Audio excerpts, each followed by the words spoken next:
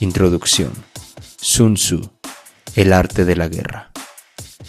Sun Tzu fue un general chino que vivió alrededor del siglo V a.C. La colección de ensayos sobre el arte de la guerra atribuida a Sun Tzu es el tratado más antiguo que se conoce sobre el tema. A pesar de su antigüedad, los consejos de Sun Tzu siguen manteniendo vigencia. El arte de la guerra es el mejor libro de estrategia de todos los tiempos. Inspiró a Napoleón, Maquiavelo, Mao Zedong y muchas más figuras históricas. Este libro de 2500 años de antigüedad es uno de los más importantes textos clásicos chinos, en el que, a pesar del tiempo transcurrido, ninguna de sus máximas ha quedado anticuada, ni hay un solo consejo que hoy no sea útil. Pero la obra del general Sun Tzu no es únicamente un libro de práctica militar, sino un tratado que enseña la estrategia suprema de aplicar con sabiduría el conocimiento de la naturaleza humana en los momentos de confrontación. No es, por tanto, un libro sobre la guerra. Es una obra para comprender las raíces de un conflicto y buscar una solución. La mejor victoria es vencer sin combatir, nos dice Sun Tzu, y esa es la distinción entre el hombre prudente y el ignorante. La obra de Sun Tzu llegó por primera vez a Europa en el periodo anterior a la Revolución Francesa, en forma de una breve traducción realizada por el sacerdote jesuita J.J.M. Amiot. En las diversas traducciones que se han hecho desde entonces, se nombra ocasionalmente al autor como Sun Wu o Sun Tzu. El núcleo de la filosofía de Sun Tzu sobre la guerra descansa en estos dos principios. 1. Todo el arte de la guerra se basa en el engaño. 2. El supremo arte de la guerra es someter al enemigo sin luchar. Las ideas de Sun Tzu se extendieron por el resto de Asia hasta llegar a Japón. Los japoneses adoptaron rápidamente estas enseñanzas y, posiblemente, añadieron algunas de su propia cosecha. Hay constancia de que el principal libro japonés sobre el tema, el libro de los 5 anillos, está influido por la filosofía de Sun Tzu, ya que su autor, Miyamoto Musashi, estudió el tratado de El arte de la guerra durante su formación como samurái. Habitualmente se hace referencia a las culturas orientales como culturas de estrategia, y no es pequeña la influencia de Sun Tzu en este desarrollo cultural. Hoy en día, la filosofía del arte de la guerra ha ido más allá de los límites estrictamente militares, aplicándose a los negocios, los deportes, la diplomacia e incluso el comportamiento personal. Por ejemplo, muchas frases clave de los manuales modernos de gestión de empresas son prácticamente citas literales de la obra de Sun Tzu, cambiando, por ejemplo, ejército por empresa o armamento por recursos, sin ir más lejos. Las ideas siguen siendo completamente válidas a pesar de los 25 siglos transcurridos desde que se escribieron. Capítulo 1. Sobre la evaluación. Sun Tzu dice: la guerra es de vital importancia para el Estado. Es el dominio de la vida o de la muerte, el camino hacia la supervivencia o la pérdida del imperio. Es forzoso manejarla bien. No reflexionar seriamente sobre todo lo que le concierne es dar prueba de una culpable indiferencia en lo que respecta a la conservación o pérdida de lo que nos es más querido. Y ello no debe ocurrir entre nosotros. Hay que valorarla en términos de 5 factores fundamentales y hacer comparaciones entre diversas condiciones de los bandos rivales, con vistas a determinar el resultado de la guerra. El primero de estos factores es la doctrina. El segundo, el tiempo. El tercero, el terreno. El cuarto, el mando. Y el quinto, la disciplina.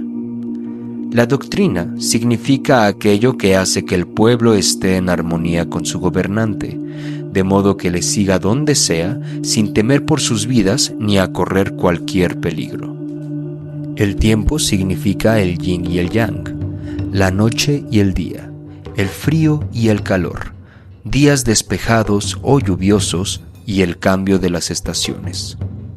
El terreno implica las distancias y hace referencia a dónde es fácil o difícil desplazarse, y si es campo abierto o lugares estrechos, y esto influencia las posibilidades de supervivencia.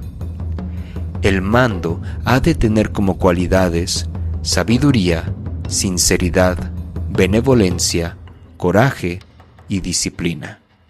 Por último, la disciplina ha de ser comprendida como la organización del ejército, las graduaciones y rangos entre los oficiales, la regulación de las rutas de suministros y la provisión de material militar al ejército. Estos 5 factores fundamentales han de ser conocidos por cada general. Aquel que los domina, vence. Aquel que no, sale derrotado.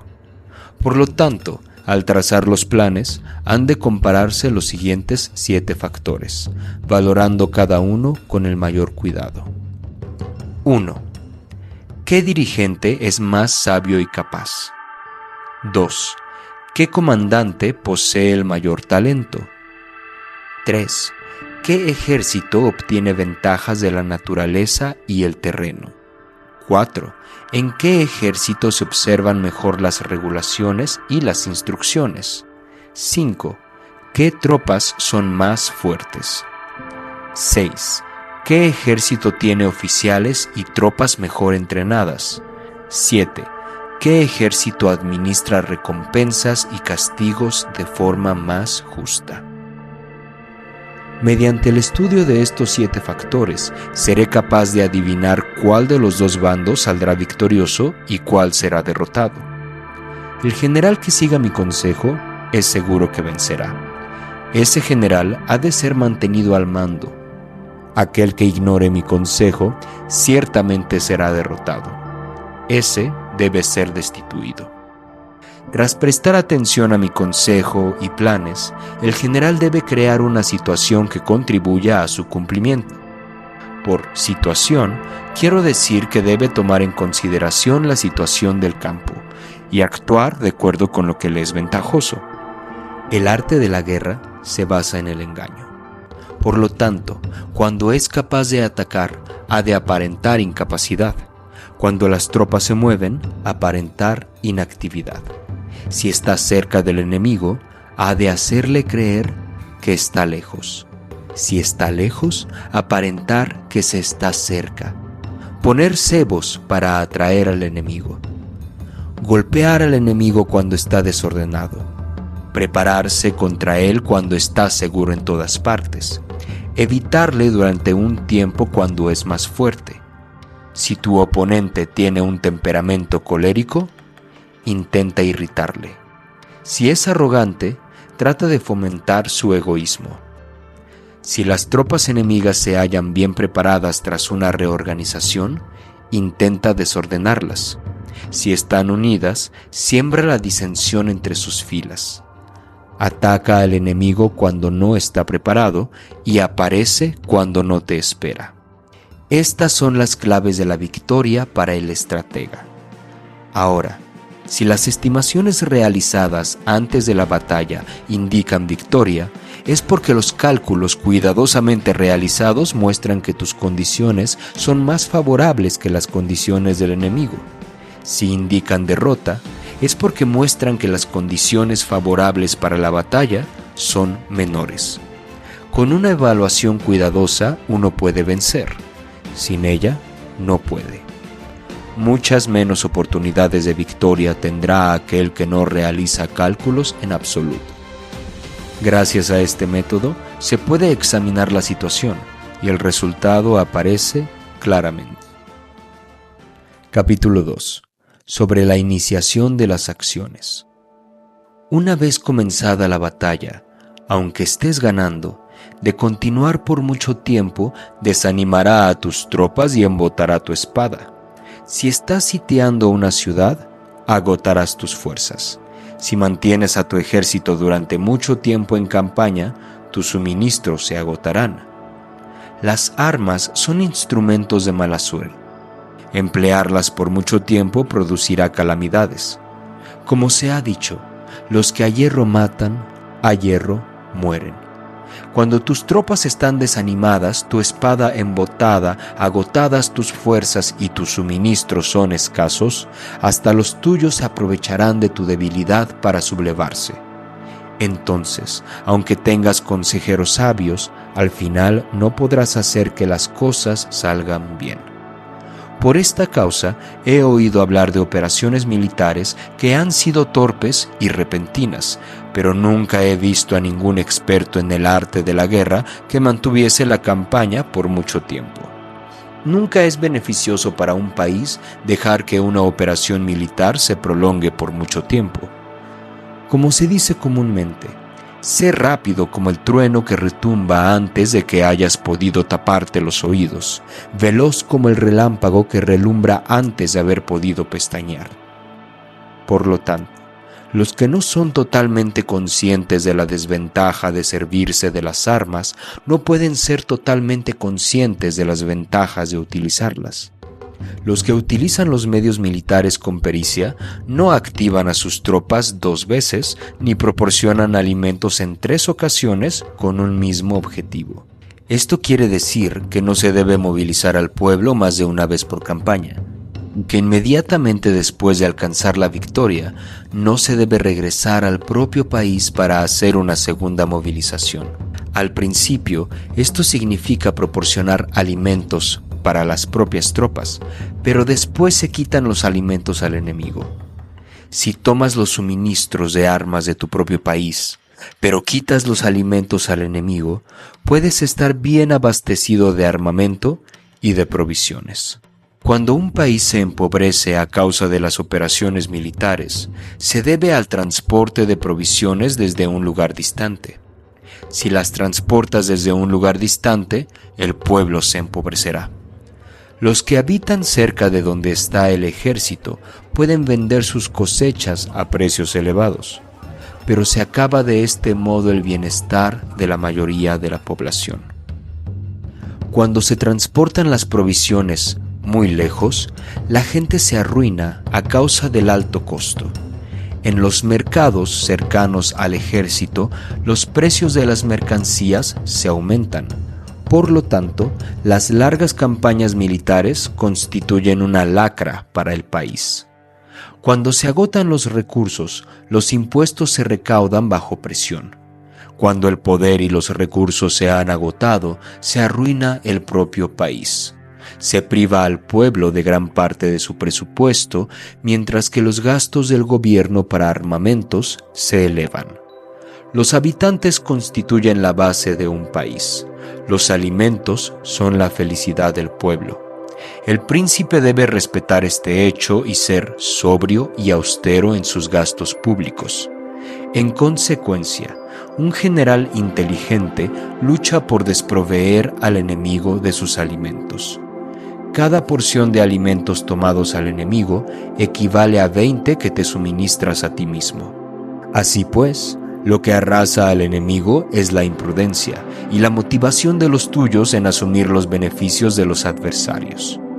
Cuando recompenses a tus hombres con los beneficios que ostentaban los adversarios, los harás luchar por propia iniciativa, y así podrás tomar el poder y la influencia que tenía el enemigo. Es por esto por lo que se dice que donde hay grandes recompensas, hay hombres valientes. Por consiguiente, en una batalla de carros, recompensa primero al que tome al menos 10 carros. Si recompensas a todo el mundo, no habrá suficiente para todos. Así pues, ofrece una recompensa a un soldado para animar a todos los demás. Cambia sus colores de los soldados enemigos hechos prisioneros. Utilízalos mezclados con los tuyos. Trata bien a los soldados y préstales atención.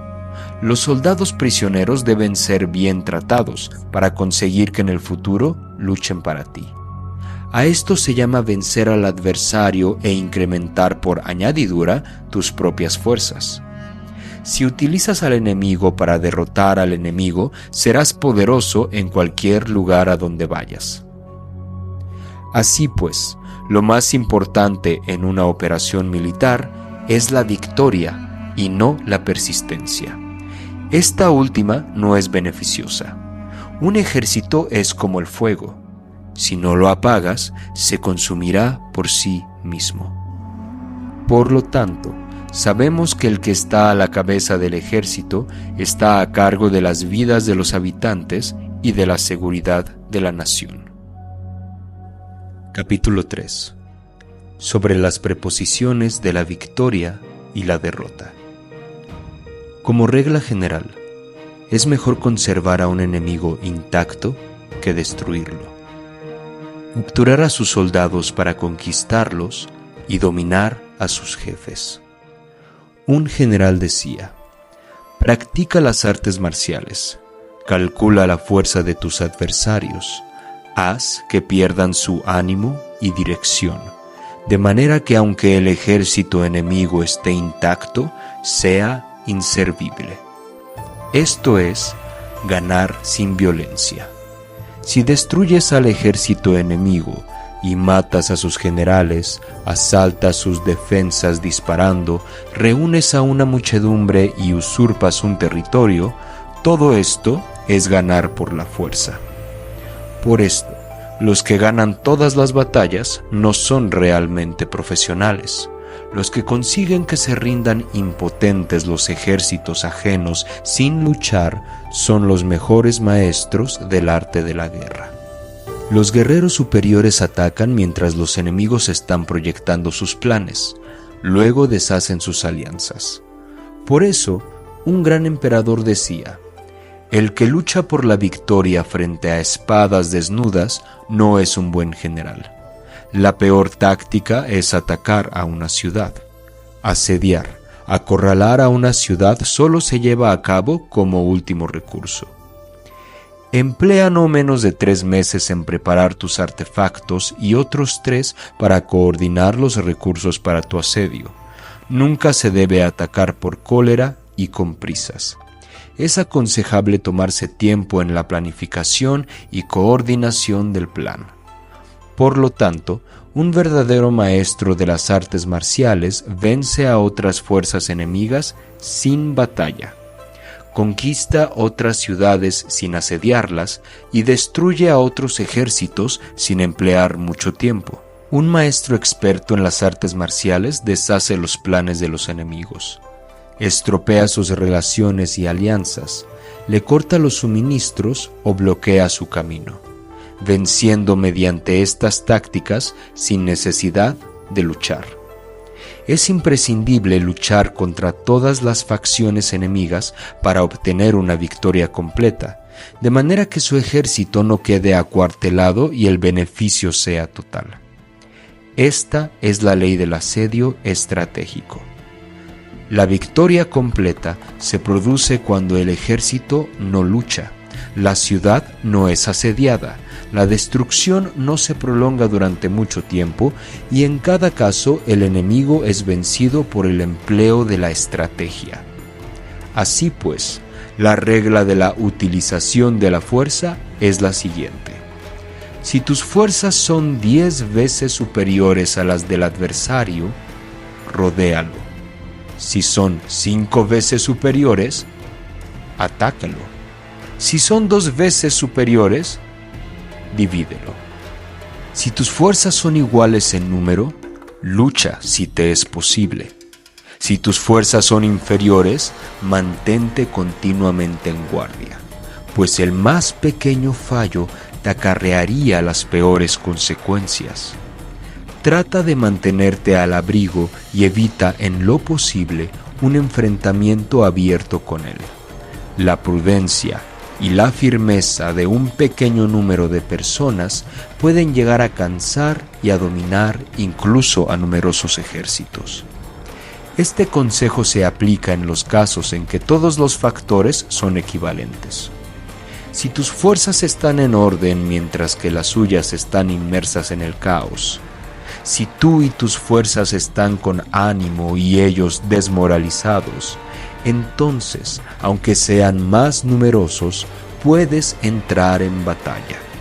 Si tus soldados, tus fuerzas, tu estrategia y tu valor son menores que las de tu adversario, entonces debes retirarte y buscar una salida. En consecuencia, si el bando más pequeño es obstinado, cae prisionero del bando más grande. Esto quiere decir que si un pequeño ejército no hace una valoración adecuada de su poder y se atreve a enemistarse con una gran potencia, por mucho que su defensa sea firme, inevitablemente se convertirá en conquistado. Si no puedes ser fuerte, pero tampoco sabes ser débil, serás derrotado. Los generales son servidores del pueblo. Cuando su servicio es completo, el pueblo es fuerte. Cuando su servicio es defectuoso, el pueblo es débil. Así pues, existen 3 maneras en las que un príncipe lleva al ejército al desastre. Cuando un príncipe, ignorando los hechos, ordena avanzar a sus ejércitos o retirarse cuando no deben hacerlo, a esto se le llama inmovilizar al ejército. Cuando un príncipe ignora los asuntos militares, pero comparte en pie de igualdad el mando del ejército, los soldados acaban confusos. Cuando el príncipe ignora cómo llevar a cabo las maniobras militares, pero comparte por igual su dirección, los soldados están vacilantes. Una vez que los ejércitos están confusos y vacilantes, empiezan los problemas procedentes de los adversarios. A esto se le llama perder la victoria por trastornar el aspecto militar. Si intentas utilizar los métodos de un gobierno civil para dirigir una operación militar, la operación será confusa. Triunfan aquellos que saben cuándo luchar y cuándo no. Saben discernir cuándo utilizar muchas o pocas tropas. Tienen tropas cuyos rangos superiores e inferiores tienen el mismo objetivo. Se enfrentan con preparativos a enemigos desprevenidos. Tienen generales competentes y no limitados por sus gobiernos civiles. Estas 5 son las maneras de conocer al futuro vencedor. Hablar de que el príncipe sea el que da las órdenes en todo es como el general solicitarle permiso al príncipe para poder apagar un fuego. Para cuando sea autorizado, ya no quedan sino cenizas. Si conoces a los demás y te conoces a ti mismo, ni en 100 batallas correrás peligro. Si no conoces a los demás, pero te conoces a ti mismo, perderás una batalla y ganarás otra. Si no conoces a los demás ni te conoces a ti mismo, correrás peligro en cada batalla.